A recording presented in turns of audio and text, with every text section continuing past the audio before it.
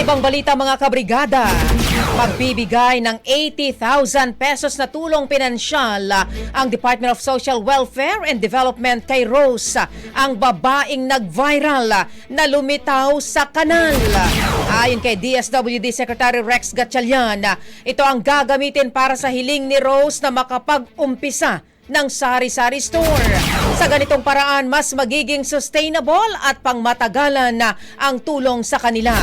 Bago ito mga kabrigada, maagang nag-ikot sina Gatchalian at Rose para magsagawa ng reach out program sa iba pang street dwellers. Kinumbinsi rin ang iba pang mga lumapit sa DSWD para sila'y matulungan.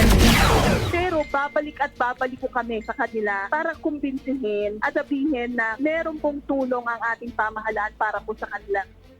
Mga kabrigada, tinig po yan ni DSWD Spokesperson Assistant Secretary Irene Dumlao. Umahataw, Brigada Balita Nationwide. Ang bahaging ito ay hatid sa atin ng Drive Max Coffee. Ligayang tuloy-tuloy.